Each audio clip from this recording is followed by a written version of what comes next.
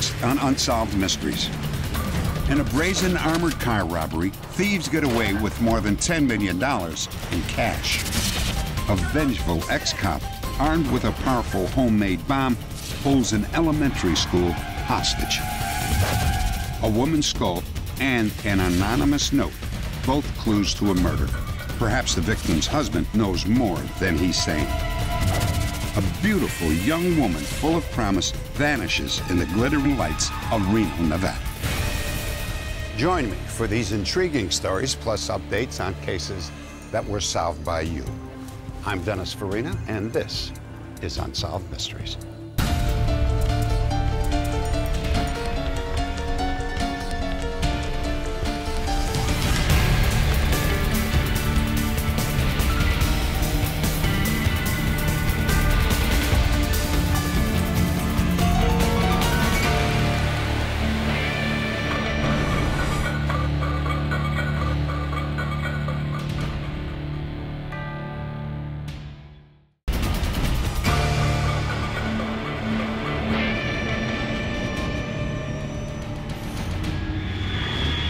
Bridgeton, Missouri, the Casa Gallardo restaurant.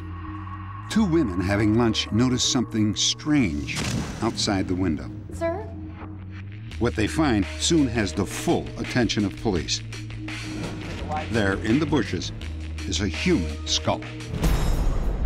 It's a very well-manicured area, plants and gravel and what have you. And the way it was situated, it would give one the impression that, somebody put it there so you would see it. The skull is determined to be that of an adult woman. During that time period, there was the relocating of a cemetery that was in the area, and a lot of bodies were being exhumed, graves were being moved. So it gives you the impression now that this may be a prank, and there'd be no reason to suspect that there were any foul play. The skull goes into the evidence room at the morgue and is soon forgotten. 1 year later, a mysterious letter arrives. Right, okay, get back with me. It states that the Bridgeton police have, quote, L. Sherman's skull. Dental records show the skull is in fact that of Linda Sherman, a 27-year-old wife and mother who was reported missing 5 years before. A missing persons case was now a puzzling murder mystery with a lot of unanswered questions. Why was Linda Sherman's skull left outside a local restaurant? Where's the rest of her body? And most importantly, who's responsible for her death? Linda was only 17 when she married Don Sherman, her high school sweetheart. Hi, Mama. Hi. When her daughter Patty was born, Linda could always count on her mom to watch the baby while she completed her senior year. Bye. Bag, get out here! Don took a job at a local gas station to support his new family. It was hard, but it was rewarding. We were very happy together. The relationship was rocky later on in our marriage several times, but not in the early years. I'm gonna put this plant in here and it's gonna grow big. Money problems and working opposite shifts at their jobs strained the relationship. In their 10-year marriage, Linda took Patty and moved out several times, but the couple always reconciled. Come on, Don. According to Linda's older brother, Dennis, Don was obsessed with knowing Linda's every move. No, she's not here. Don was very possessive over her. She said, when I get off of work, if I'm not home within 5 minutes, he wants to know what's going on, who are you seeing, what are you doing out that late? He was always hitting her, and things just weren't right. I go to work every day and I come home. I don't run around on you. Linda told her family that she was afraid of Don's violent temper. She even got a restraining order to keep him at a distance. She'd already made a decision to move out. She had filed for divorce. She had definitely made plans to start a new life. We can't do this anymore. We're leaving. She was going to do it this time, and she really meant that she was going to leave Don for good. On April 22nd, Linda left her night job at around 2 in the morning. She didn't come home from work until about 3 o'clock in the morning. We got into an argument about the fact that she wouldn't tell me where she'd been. We stayed up until at least 4 o'clock in the morning discussing that. Linda was still on the sofa later that morning when Patty left for school. She always took me to school, but my dad took me to school that day, and I remember her laying on the couch with her face to the back of the couch, and she didn't get up. She didn't get up to kiss me goodbye. She didn't say anything to me. She was just laying there. That would be the last time Patty ever saw her mother. Don claims that when he returned to the house that afternoon, that Linda was on edge. When I came back home, Linda was still there. She should have been at work by then. I just got home. I'm late. I've got to go. And she was mad because she was running late. Don says Linda drove off at about 6 p.m., but there were no witnesses that saw her leave. Linda never arrived at work, and she never returned home. When she didn't come back, I assumed it was typical of the previous times that she had left, and I thought that she took off with somebody. We knew that if she left, there was no way she's leaving without the daughter, and the daughter was still at home, and so there was definitely foul play. Linda's parents insisted that Don go to the police station and file a missing persons report. That was Monday. Meanwhile, Sam and Fran searched frantically for Linda.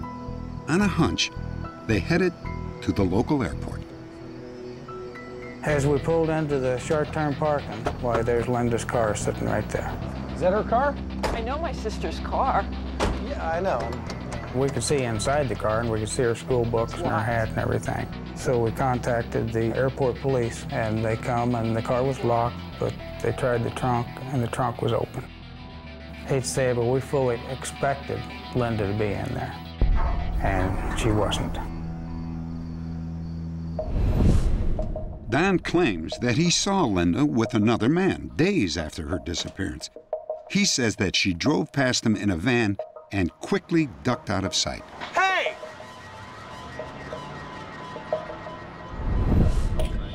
Five years later, when the skull was discovered at the restaurant, no one even thought of Linda.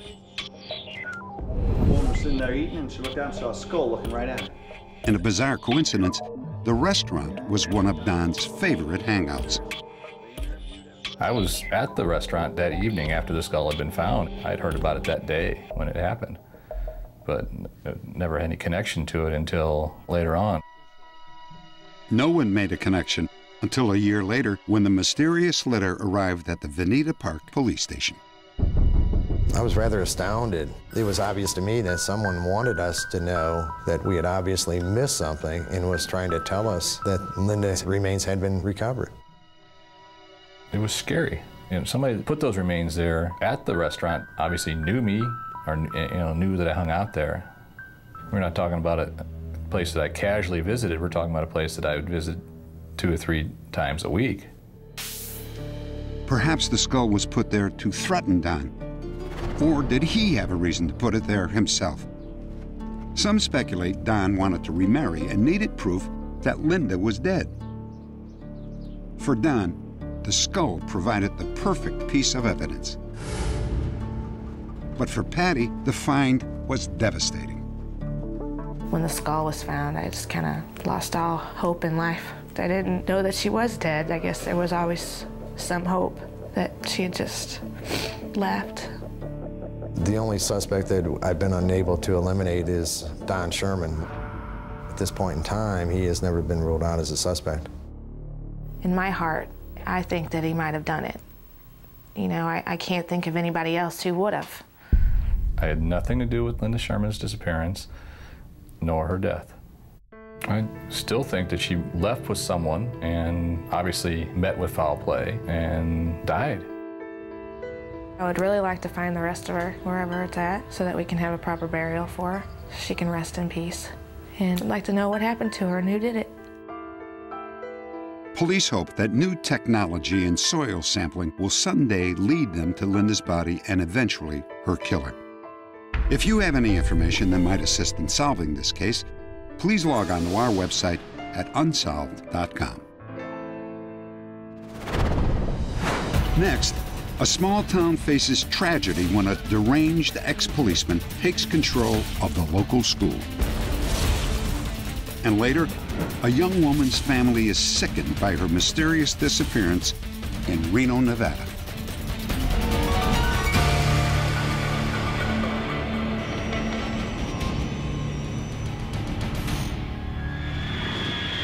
Cokeville, Wyoming. They wheeled it into the school just after the lunch hour recess, a homemade bomb with the power of 25 sticks of dynamite. No futzing around over there, Max. They ordered everyone at the school, 136 students and 17 adults, into one small room. What is all this? Shut up and sit down! His name was David Young, and he was no stranger to town. He had worked briefly as a policeman before he was fired for misconduct. And now this. Innocent lives hanging by a thread at the whim of a suicidal madman. An entire school held hostage to violence. This scenario, sadly familiar today, came as a shock to the town of Cokeville. It seemed that only a miracle could save their children. Okay, listen. You are all part of a great revolution, one that began many years ago. The government and its schools have filled your mind with lies. David Young made it clear that he was prepared to kill himself and everyone in the room. Every child in Cokeville between the ages of 5 and 12, an entire generation, was at his mercy. Among them, Melanie Chadwick, then 8 years old. Well, we're being held hostage, and I remember Kevin saying, well, what does hostage mean? We were really young and we didn't realize what was happening. Now, so far you've been pretty good, but if any of you tries to escape, we're going to have to shoot you. David told the kids that he would shoot them in the legs so that they couldn't run away. He said, we don't want to hurt you, but if you try to run away, we will. You, come here. You the principal? Yes, I am. Okay, you'll be my spokesman. You tell them I want $2 million apiece for each of these kids. And you tell them I'm attached to this bomb. If I go down and this wedge pulls out, this school blows sky high. News of the crisis spread through Cokeville. Police converged on the scene. Deb, all 4 of my children are in there. Distraught parents confronted the sheriff, determined to take matters into their own hands. Take her rifle and put it back in your rear. I got my boys in there. If you can't get them out, I will. David Young was a human time bomb. One tug of his wrist could destroy the schoolroom and everyone in it. At one time, one of the children jostled Mr. Young, and he became quite upset. Okay, get out of the way, come on. I guess he didn't want to set the bomb off. Either Mr. Mitchell or Mr. Moore suggested that they put tape in an area about a 9-foot square on the floor, what they called a magic square, so that the youngsters would not step inside that square and would not jostle Mr. Young's arm. At the time, Amy Bagasso was 10 years old. I remember thinking, oh my gosh, I am gonna die. I'm not gonna see my family. I'm not gonna be able to grow up. I'm not gonna be able to get my driver's license. I'm not gonna be able to do anything. May we please open some doors and windows and let some air in here? The fumes are making the kids sick. There were a lot of children getting ill, throwing up and so forth from the smell of the gasoline fumes. As the time went on and the fumes got stronger, most of us felt pretty nauseated. Our dear Heavenly Father, we thank thee for thy watch care. We prayed a lot. I remember just sitting there with my hands clenched so tight, just praying to Heavenly Father to let something happen. When his hostages began to pray, David Young became agitated.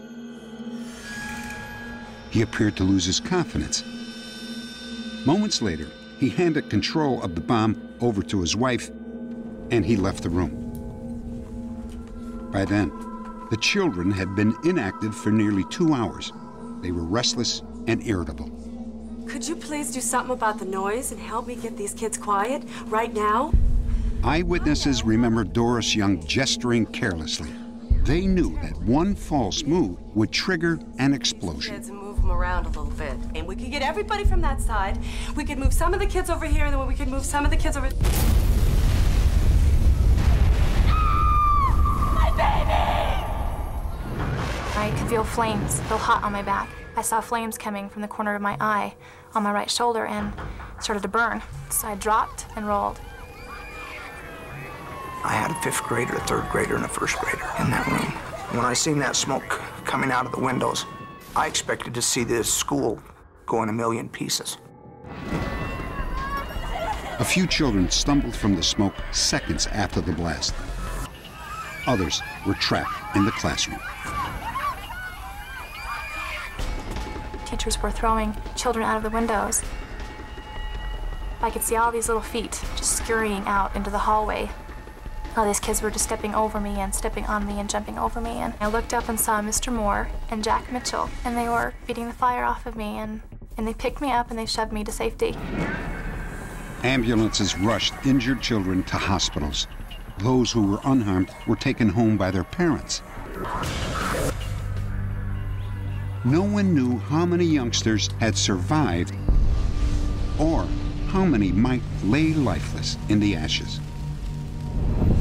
Just inside the classroom, police found the body of Doris Young. David Young had also died, but not from the explosion. He had killed himself with a single gunshot to the head. And now the grim search for Cokesville's children began.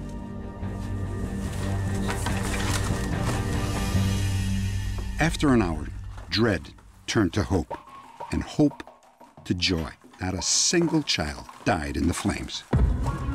It seemed an extraordinary run of luck had helped the children survive. By staying outside the so-called Magic Square, they were far enough away from the bomb when it exploded. With the doors and windows open, much of the bomb's force blew harmlessly out of the classroom. And then there was the bomb itself. Look at this. It's a fully intact blasting cap. This bomb didn't even completely detonate. The potential of this explosive device could have and should have destroyed that whole end of the school building, had it have functioned the way it was supposed to. Police learned that Young had built and exploded several bombs exactly like the one he brought to Cokeville. Yet in the classroom, Young's bomb had unexpected problems. A container of blasting powder had become thoroughly soaked, rendering it a useless paste. Detonation wires to other tubs of powder had been cut. No reason, no explanation. There should have been 162 people dead in that room. We should have been in there just picking up bodies. Our dear Heavenly Father. The people of Cokeville came to their own conclusion about what happened that day. I just had this overwhelming feeling that Heavenly Father was there, that He was watching out over us. To me, I knew that the Lord was there with me, and I knew that He would make it all right and that we'd make it through it.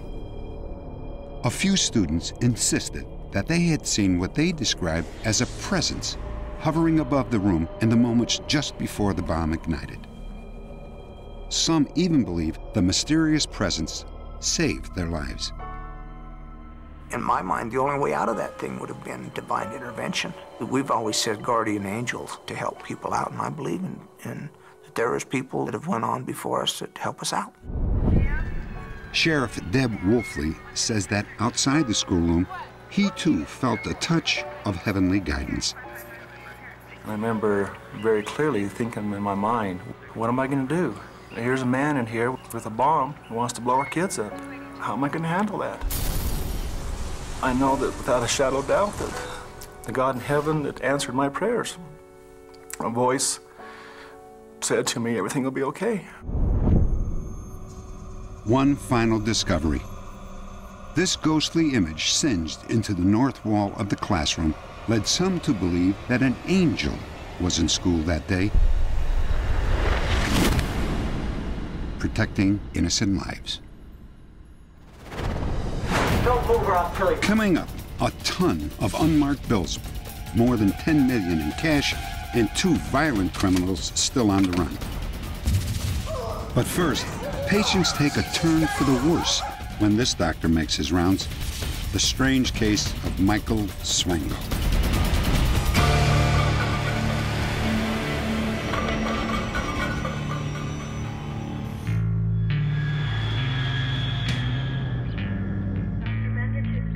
An intern at a hospital in Ohio checks on a 69-year-old woman recovering from routine back surgery. No one knows why Dr. Michael Swango is in the room, perhaps just to say hello. During Swango's visit, Rena Cooper seems to be doing fine. She's starting to falter. I don't know the problem here.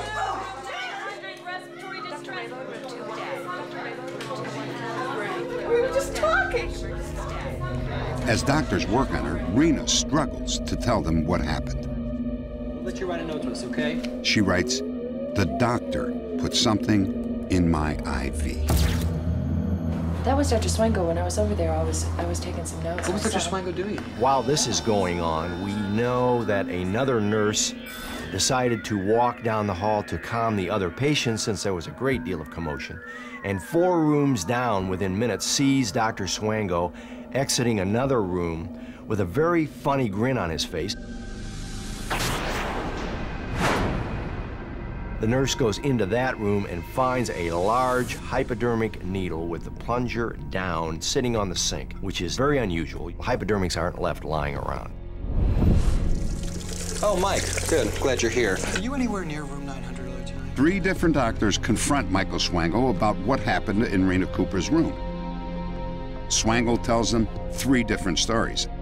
At one point, he claims that he was never even in the room. She just got out of surgery. It's common for patients just out of surgery to be delusional. We expect a doctor to be a hero, not a villain. But sadly, there are exceptions. Sometimes a doctor betrays a patient's trust. A healer becomes someone who hurts or even kills.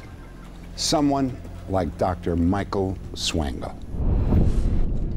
After graduating from an Illinois medical school, Michael Swango enrolled at Ohio State University for his internship. By then, his personality had already begun to change. Michael Swango became more and more withdrawn as he proceeded through his college classes and eventually got into medical school. And though academically he did very well, the more the classes became advanced and the more he needed to do hands-on patient work, the more he pulled away from that to the point where he was held back a year. Take a look at one of these appraisals and you can see what I'm talking about. Swango's problems continued during his internship. His supervisors told him that his medical career was on the line. Are you saying you may not recommend me for residency? It was shortly after Swango was put on probation that Rena Cooper suffered her seizure. Rena survived, but at least 5 other patients died. The upshot of it is that whenever these incidents occurred, Swango is always there. A black cloud seems to follow Michael Swango. Wherever Swango was, there was an unexplained respiratory arrest. And it didn't happen once or twice, it happened 5, 6, 7 times. Even though some evidence pointed to Swango, hospital officials chose not to call the police. Instead, they watched him closely, and they told him that his internship would not be renewed. Swango did not appear disturbed by the university's decision to let him go. Chicken! Extra spicy. As a matter of fact, on several occasions, he treated staff members to what he called extra spicy chicken. We know that from interviews with 3 doctors, they became violently ill within hours of eating the spicy chicken. So ill, in fact, that they needed treatment for their eyes from ruptured blood vessels from the vomiting. You weren't kidding. That really is spicy. Michael Swango left OSU without being formally investigated. No charges were ever filed. 1 month later, Swango had a new job. Not as a doctor, but as a paramedic. And one day, he brought donuts for the whole crew. I noticed there was something different about the donut. It didn't spring back up like most donuts do. You all right in there? Within 45 minutes, Brent and several others became very sick. They wanted to test the leftover donuts, but somehow they disappeared. No one had any suspicions of Mike at all at that time. They figured that that was food poisoning. Since the donuts were gone and they couldn't analyze it, they just more or less thought that that's what it was and let it go by at that. The next night I worked with Mike at a football game. At halftime, he offered to buy me a soda. I started sipping the soda at halftime, and about the start of the third quarter, I became deathly sick. Swango's co-workers became more and more suspicious. Finally, the paramedics decided to fake an emergency call to get Swango out of the building. They wanted to search his locker. And in his gym bag, they found 2 bottles of ant poison, one full, one empty. Michael Swango? In Swango's apartment, police discovered more incriminating evidence. Dozens of bottles of poisons, books on poisons, recipe cards for making poisons, and an assortment of syringes. One syringe was full of ant poison. Michael Swango was arrested, tried, and sentenced to 5 years in prison. He served only half that time. And amazingly, he found work again in a hospital. After losing jobs in Virginia and South Dakota, Swango resurfaced again at Stony Brook University in New York. But now he was calling himself Dr. Michael Kirk. He was accepted into the Stony Brook program, and they never bothered to check him with a central registry for medical residents, which apparently had a file that was an inch thick on him. There were 180 people who applied for 12 slots, and he managed to get one of those 12 slots despite these clouds of questionable activity that followed him in at least 4 states. Hi, Mrs. Harris. At this hospital, Swango met Baron Harris, a 60-year-old cabinet maker from Long Island. Yes, we know. Hi, Mr. Harris. Harris was hospitalized with a 104-degree fever and a slight case of pneumonia. I'm going home tomorrow. Well, we'll see if we can accommodate you. My first impressions of Dr. Kirk, he seemed very professional. He seemed to be very concerned. He seemed to know what he was doing. A very pleasant man. Okay, if you say so. Swango told Elsie to go home, that there was nothing more that she could do. I love you. Love you too. Elsie Harris claims that sometime during the night, Swango, alias Michael Kirk, gave her husband a sedative. By the next morning, Baron had lapsed into a coma and was in intensive care. Doesn't make any sense to me. He was coughing, he had a little fever. I don't get it, I don't understand. Mrs. Harris, sometimes people have allergic reactions to certain drugs. Now, that may have happened in your husband's case. He had a very smirky attitude, like a half-cocked smile on his face. Like a little kid with his hand in the cookie jars, even though he had a terrific bedside manner. There was just something sneaky about him. Before Michael Swango vanished, Elsie says that he told her that Baron would never come out of his coma. He was right. Baron Harris died not long after. Once the story hit the wires and reporters started converging on the Northport VA Hospital and on his dorm room, he very hastily packed up and disappeared. Update. Michael Swango has been captured. After leaving a job at a remote hospital in Zimbabwe, Africa, Swango returned to the United States to obtain a new visa. When his plane touched down in Chicago, authorities closed in and arrested him. He pleaded guilty to murder and was sentenced to 3 consecutive life terms. Swango has no chance of parole. Next, one of the biggest drug dealers in the United States is arrested with your help.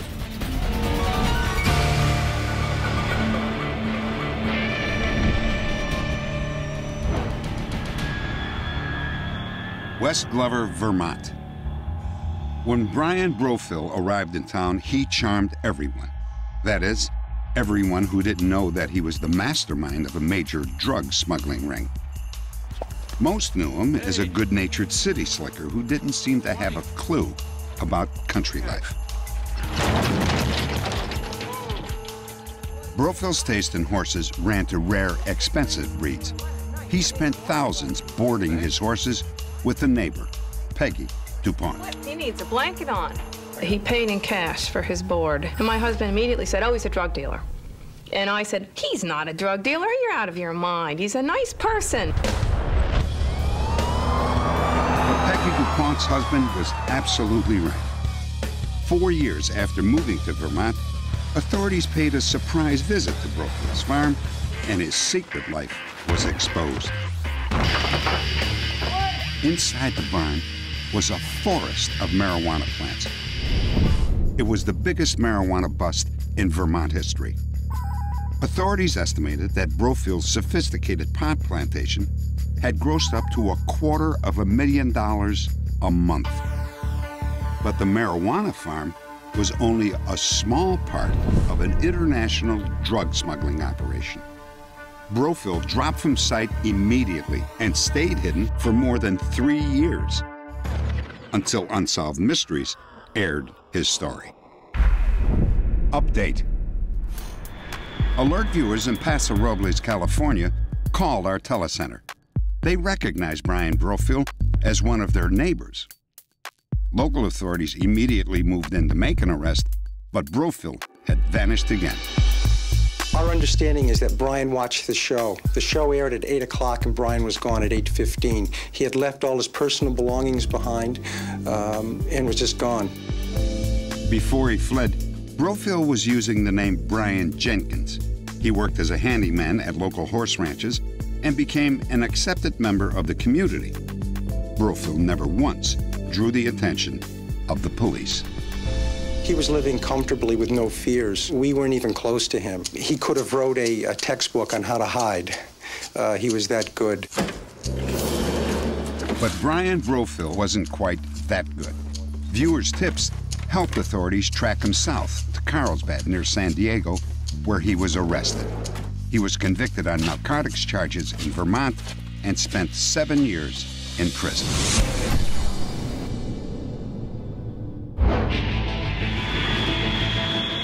Rochester, New York, 6:45 a.m. An armored car was on the way to a scheduled delivery. Inside the truck was nearly $11 million in cash. Just after 7 a.m., the armored truck made an unauthorized stop at a convenience store. A guard, who we'll call Mary Wilson, went inside the store. The driver, Albert Rainieri, waited in the truck. We stop there about once or twice a week and usually get about the same thing. While Mary Wilson was buying coffee and donuts, Put your hands on the wheel! a daring assault was unfolding just 100 feet away. We'll all get home tonight. Don't move or I'll kill you. 5 minutes later, Mary Wilson returned to the truck, unaware that her partner was no longer in control. Don't move! Get down on the ground. It happened so fast, I didn't really get a chance to get scared. He pushed me to the floor and tied my hands and my feet together with plastic handcuffs. When I say drive, you drive. Albert Rainieri was forced at gunpoint to drive to a secluded location 1.5 miles from the convenience store. One couldn't have picked a better location. It was about 75 to 100 yards off the road, and it completely disappears from sight behind a small hill. And we know that the site had been prepared prior to the robbery. There are several tree branches that had been freshly cut to make sure that this large vehicle would fit. Shut up! Don't talk to me! Crawl through that window, I'll kill you! Authorities believe that the two robbers were met by at least one other accomplice. Albert Rainieri was bound and gagged and forced on top of Mary Wilson. There was little dialogue between the robbers. The money was transferred quickly, all 2,000 pounds of it. A tray of $1,000 bills, $1 million in hundreds, $8 million in 20s. A total of about $11 million in cash. This was a lot of money, so we believe that it took probably in the neighborhood of 5, maybe 10 minutes to offload that amount of bulk. I sat there quiet, made sure I didn't hear any more voices. I was scared for my life. I kept thinking about my son, and I just thought I was going to die. That's why I broke loose, because I wasn't going to sit there and wait for somebody to come back and kill me. It took Mary Wilson 15 painful minutes to rip through the plastic handcuffs. Unable to free her partner, she drove the armored truck to company headquarters and reported the robbery. The next day, the getaway van was discovered 5 miles away. The interior was littered with over $13,000 in small bills, the leftovers from the largest on-the-road armored car robbery in United States history. It looked like an inside job. A conveniently broken porthole allowed one robber to hold the driver at gunpoint while the other used the key to get in through the truck's side door. Both gunmen wore clothing which was nearly identical to the uniforms worn by company employees. And only a few people were aware of the huge amount of untraceable cash being transported that day. Update. It was indeed an inside job. Albert Ranieri, the driver of the hijacked vehicle, was tried and found guilty of unrelated racketeering charges, but at the same time, he also pled guilty to the armored car robbery. Ranieri refused to name his accomplices, and none of the $11 million has ever been recovered. Next, a young, beautiful girl becomes lost in the neon glitter of Reno, Nevada. Her family prays that our viewers can help Star Palumbo find her way home.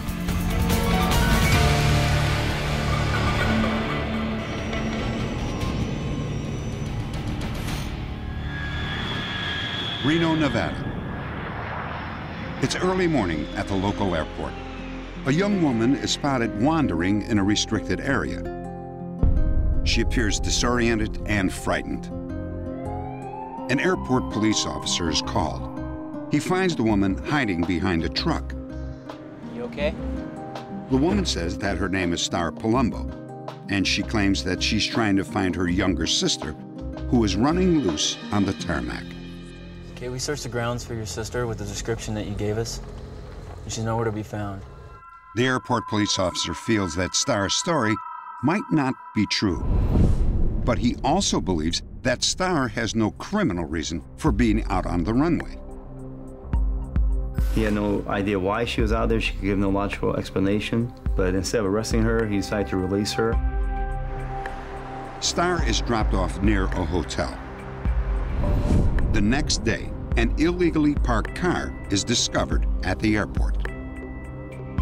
When I ran a routine license check on it, the registered owner came back to Star Palumbo. It appeared to be loaded with all her personal possessions. In the car is Star's cell phone, her purse, and $600 in cash. But other items cause more concern. There are copies of 3 emails sent to the White House.